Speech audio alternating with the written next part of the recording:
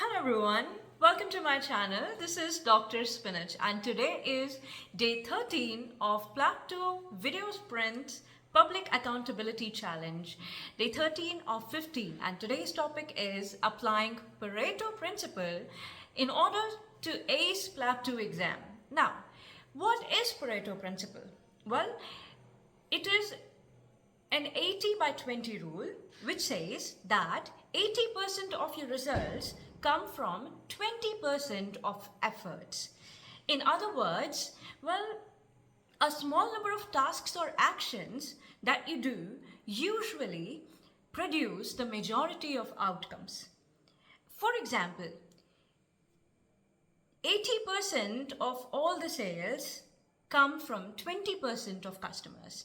Similarly, 20% of all the things that you study will contribute to 80% of your marks in the exam.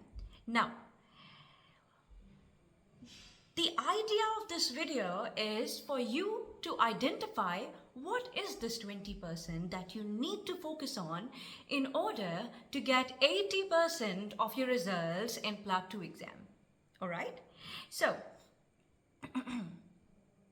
now, before you can apply Pareto principle, you must first determine that what are the things that you fall short of in PLAB 2? That means what are your weaknesses in PLAB 2? What are the difficult stations in PLAB 2?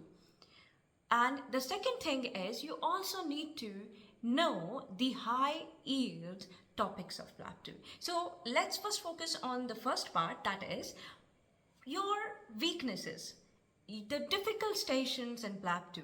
So how will you identify what are the things that you fall short of in PLAB 2? Well, very simple. By taking mock exams and practice sessions. So when you're going to take mock exams from the teachers or practice sessions, do practice sessions with your practice partners, the other doctors.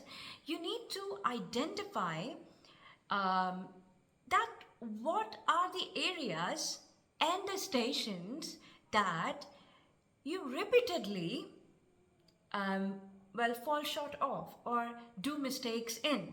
So if it is communication skills, if it is clinical management skills, or maybe repeating sentences again and again, not being economic with your words, not being empathetic, and in what kind of stations are you falling short of? So you have to identify, this is a deeper analysis, you have to identify your weak areas here, all right? So, so how would you do that? You have to review your performance every time when you're taking mock exams or doing practice sessions, right? And you have to ask the other person actively, for example, your study partner actively, to give you constructive criticism. And you have to make a list of the things that you feel you are repeatedly falling short of. And, you have to consistently work on that part. Right? So this one part is where you're falling short of, right? Your weaknesses. Working on your weaknesses. This is one part of the 20% part. What is the second part? Well, knowing what are the high yield topics of PLAB 2. Now, this is kind of very simple, right?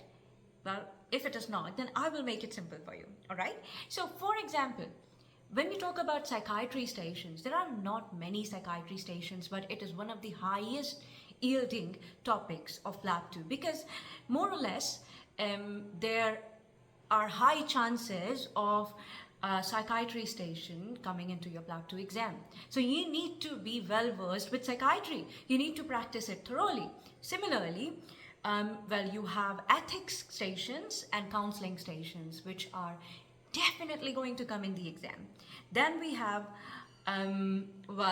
teaching stations. There are not many teaching stations, maybe 12 teaching stations at most.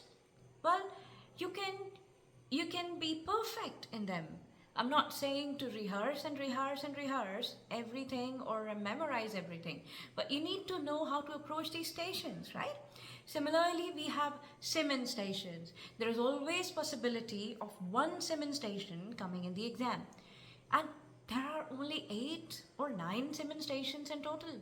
Then why not make efforts to, well, do yourself a favor of being very good at these stations, because, well, passing just one station will actually lead you to passing the whole exam, contributing to the whole scores of the exam, isn't it?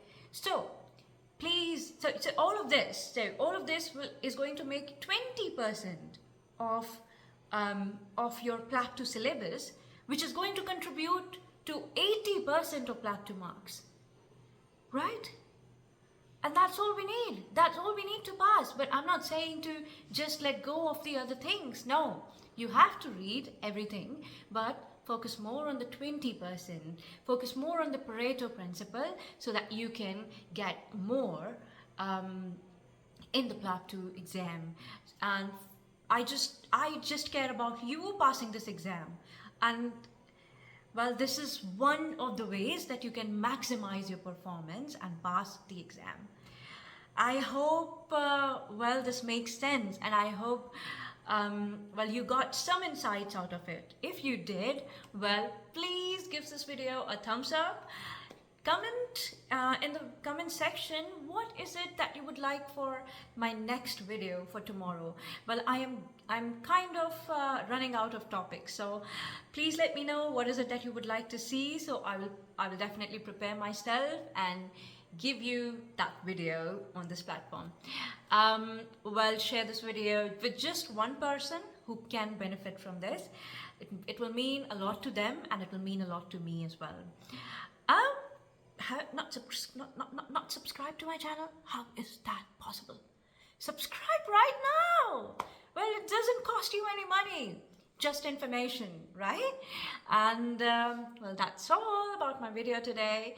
I also take PLAB 2 mini course and PLAB, like these are one-to-one sessions, and also PLAB 2 mock exams, mock sessions. Well, if you are interested, if your exam is anywhere near, please, you can contact me, and I can offer you my services as well if you are interested. That would be lovely, and I hope you have a very great day. Thank you, Dr. Spinach, signing off.